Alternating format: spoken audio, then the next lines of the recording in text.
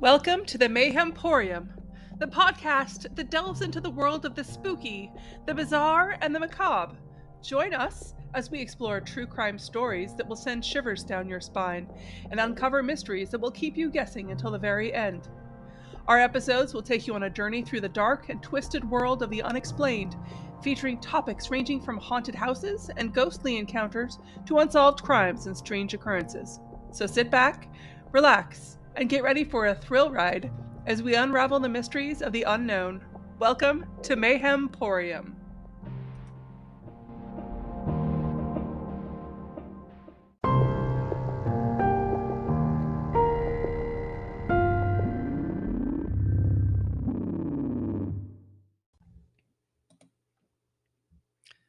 Hello, and welcome to the Mayhemporium, the podcast that brings you the most bizarre, strange, and unusual cases from around the world. I'm your host, Jennifer Chambers, and in this episode, we're going to dive into the Pacific Northwest region of the United States, where some of the most unusual criminals have made their mark. Our first case is the Barefoot Bandit. Colton Harris Moore was a teenage criminal who stole boats, cars, and even airplanes. He gained notoriety for going barefoot while committing crimes. Harris Moore's criminal escapades spanned several states and even reached into the Bahamas, where he was finally caught and extradited to the United States. Colton Harris Moore, who was also known as the Barefoot Bandit, was a notorious criminal, born on March 22, 1991. He was raised on Camano Island, Washington. His life of crime began at an early age, and he quickly gained notoriety for his daring and unique style of theft. He was called the Barefoot Bandit because some of his crimes were committed while barefoot. He had once left behind 39 chalk footprints and the word "see ya" at one of the scenes. It was a clever name, but most often, actually, while he was committing crimes, he wore shoes. Officials said that repeatedly, but he kept the nickname. It was very catchy. Colton Harris Moore had a troubled childhood. His mother reportedly was an alcoholic, and his father was absent for most of his life, having been imprisoned for drug-related charges. When he was 7 years old, Colton started running away to live in the woods himself. He stole most of the things he needed to live from vacation homes in the area, and he was eventually caught 4 times before age 13. Tim McGurk wrote an article for Time magazine called America's Most Wanted Teenage Bandit in December 2009. It reported several calls having been made to Child Protective Services about Colton, and that one day, after some kind of argument while they were at a family barbecue at their home, Colton's father just walked away into the forest, and he was never heard from again. He was caught and imprisoned, but he didn't come back to the family. At the age of 12, Colton started breaking into homes on Camano Island. Over the next few years, he became more daring, stealing cars, boats, and planes. He even taught himself to fly by reading flight manuals and watching instructional videos. By the time he was 18, Colton Harris Moore had become a legend in the Pacific Northwest. He had stolen over 100 cars, boats, and planes, and committed dozens and dozens of burglaries. He became known as the Barefoot Bandit because his bare feet, of course, left no footprints, which made it difficult for the police to track him down. During this time, his mom would speak to him on the phone occasionally, but she seemed to see no problem with what he was doing, according to an interview for KATU television in 2009.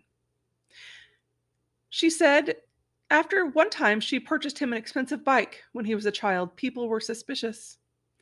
Quote, every time he had anything any good, everyone thought he stole it, unquote, she said. Quote, what does that do to a kid, unquote. In 2010, Colton Harris Moore made national headlines when he stole a single-engine plane from an airport in Indiana, and he flew it all the way to the Bahamas. He crash landed the plane on the island of Great Abaco, but managed to avoid the police for several days before he was finally captured. Colton Harris Moore was sentenced to 7 years in prison for his crimes, but he became sort of a folk hero to many people. Some saw him as a modern day Robin Hood, stealing from the rich to give to the poor, while others admired his audacity and his ability to outsmart the police at every turn. Colton Harris Moore was released from prison in 2016, and he has since turned his life around. He now works as a motivational speaker, and he's written a book about his life of crime. Some people still view him as a criminal, while others see him as a reformed man who has paid his debt to society. 20th Century Fox purchased the film rights in April 2010 to the book The Barefoot Bandit, The True Tale of Colton Harris Moore, New American Outlaw, by author Bob Friel. It has not been made. As a result of his plea deal, he is not allowed to profit from his crimes. This story was also made into the Barefoot Bandit documentary in 2014 by filmmaker Carly Bodmer.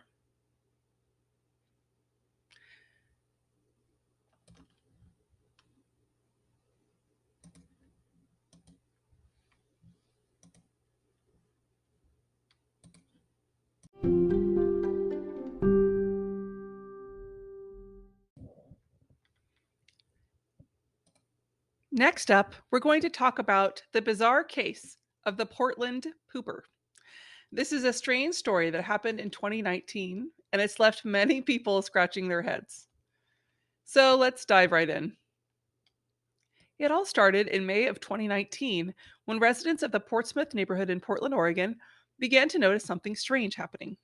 Someone was leaving piles of human feces in the middle of the street or on sidewalks and even on people's driveways.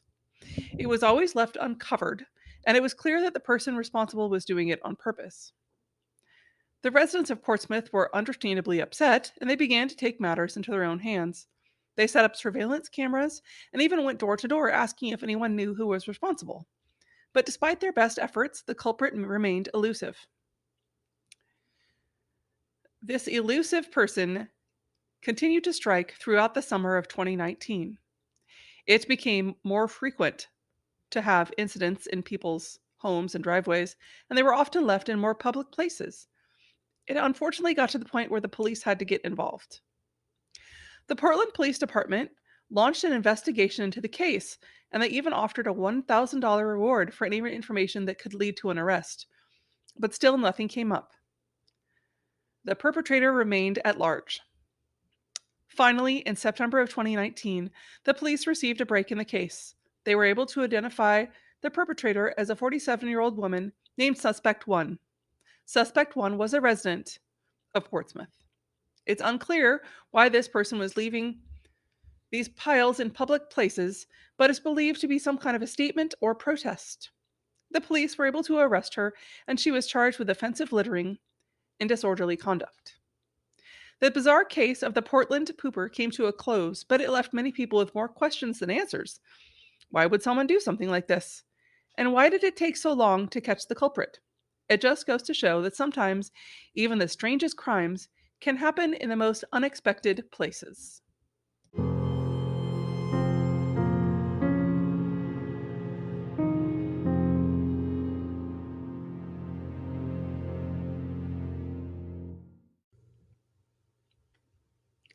Our next case is the tale of the Canine Con Man.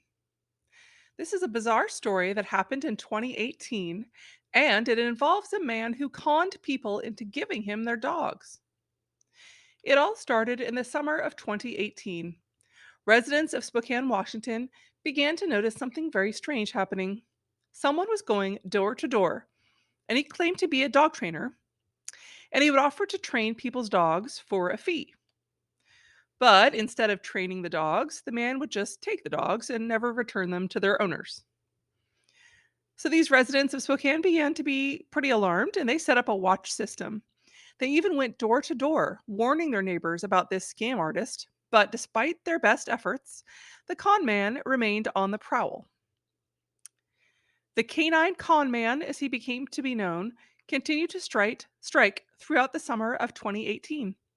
He took dogs from yards, parks, and then he started even taking some from people's homes. The cases were reported, of course, but eventually the Spokane Police Department were able to identify the canine con man as a 34-year-old male suspect. This suspect did have a long history of criminal activity, including fraud, theft, and drug possession. They were finally able to arrest this male suspect in August of 2018, and he was then charged with multiple additional counts of theft and fraud. The funny thing is, this man was caught trying to sell a fake service dog vest to a woman who wanted to bring her pet on an airplane. That's awful. This man's history of scamming people eventually got him charged with more fraud. And it turned out that he had stolen over 20 dogs from unsuspecting owners, and many of these dogs were never recovered. That's so sad. The canine con man was eventually sentenced to 5 years in prison for his crimes, and the stolen dogs that were found were returned to their rightful owners. It's hard to believe that someone would try to profit from selling fake service dog vests, but this is just another of the many bizarre cases we've seen in the Pacific Northwest.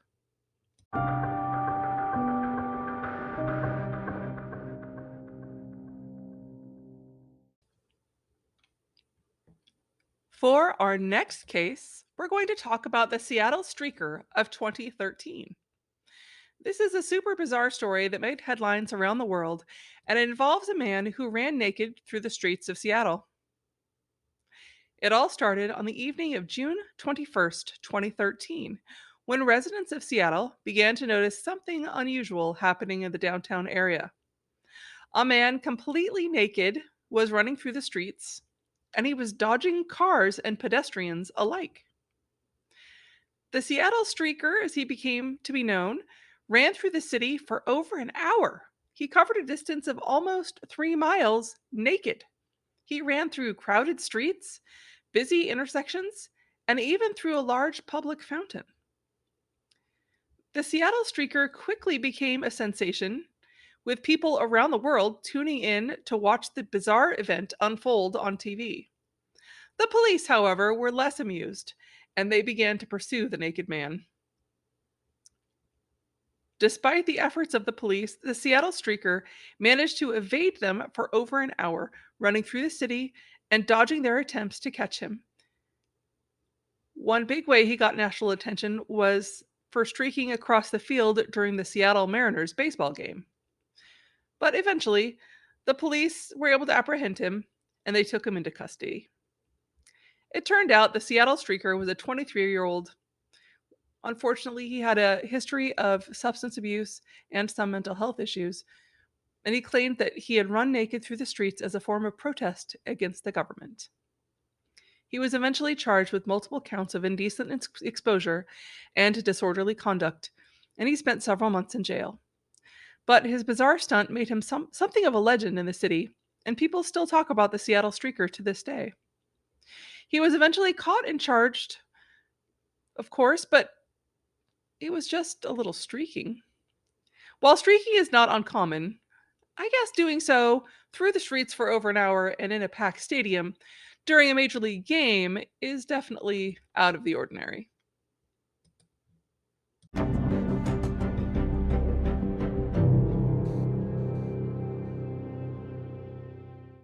Finally, we have the Snohomish Treehouse Burglar of 2012.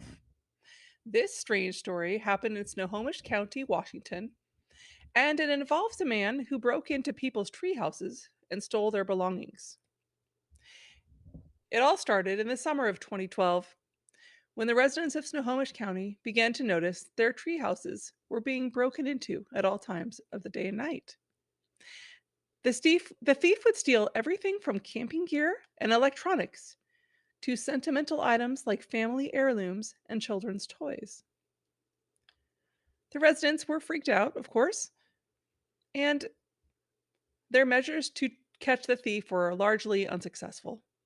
These poor people even slept in their tree houses to try and catch the burglar in the act. But despite their efforts, the Snohomish Treehouse Burglar remained uncaught. He continued to break into tree houses pretty much at will throughout the summer of 2012. He stole whatever he could find. The police eventually got involved and launched an investigation into the case. They were able to identify the Snohomish Treehouse Burglar as a 29-year-old man. This man had a history of drug and alcohol abuse and had recently been released from prison. They finally caught him in September of 2012. He was arrested and charged with multiple counts of burglary and theft, and people's tree houses were safe once again.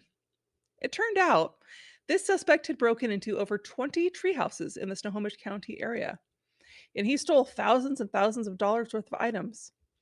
He claimed that he did it to support his drug habit. Eventually, the stolen items were returned to their rightful owners. But this strange case left many people in the area feeling violated and angry. This case is another reminder that not all burglars are created equal, and some are willing to go to extraordinary lengths to avoid detection. That's all the time we have for today. Thanks for tuning in to the Mayhemporium, the podcast that explores the unusual, the spooky, and the bizarre. If you have suggestions for future episodes or know of any other crazy crimes, please reach out to us and leave a voicemail for the show. Until next time, stay safe and stay out of stolen airplanes, people's driveways, major league stadiums, and tree houses.